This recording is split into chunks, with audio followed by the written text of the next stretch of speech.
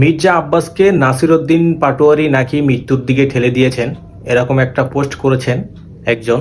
তার আসলে অনেক ফলোয়ার, প্রায় 8 থেকে 8.5 লাখ ফলোয়ার তার। সেই পেজ থেকে তিনি এই পোস্টটা করেছেন। একটা কথা কি, ইলেকশনের আগে থেকেই কিন্তু মির্জা আব্বাস সাহেব খুব চিন্তায় ছিলেন, দুশ্চিন্তায় ছিলেন। তাকে নিয়ে কিন্তু অনেকজনে অনেক ধরনের কথা বলছে, চান্দাবাজ এরকম অনেক কথা চলছে, দুর্নীতির কথা তাকে নিয়ে চলছে। একটা পর্যায়ে দেখেন, সেই ইলেকশনের আগ থেকে ইলেকশনের পর পর্যন্ত, সেই এমপি হওয়ার পরও কিন্তু এইসব কথা শুনতেছে।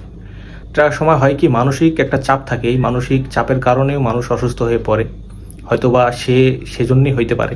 কারণ একটা মানুষ, তার বয়স হয়েছে, কিন্তু তার কিন্তু বয়স কিন্তু অনেক। সেই আমাদের যে মেজর জিয়ার আমল থেকে কিন্তু রাজনীতি করে, তার কিন্তু বয়স অনেক। কিন্তু হয়তোবা সে এই বিষয়গুলো নিতে পারতেছে না। এখন সে এমপি হয়েছে, সে কিন্তু মন্ত্রী হওয়ার কথা ছিল, কিন্তু এইসব কথাবার্তার কারণে সে মন্ত্রী হইতে পারে নাই। যাই হোক, গভীরভাবে হয়তো বা চিন্তা ভাবনা করছে, মানসিক টেনশন করছে, সেই জন্য সে এভাবে অসুস্থ করছে। যে যাই হোক, আমরা চাই সে যেন আবার সুস্থ আমাদের মাঝে ফিরে আসুক, এটা আমাদের কামনা থাকবো।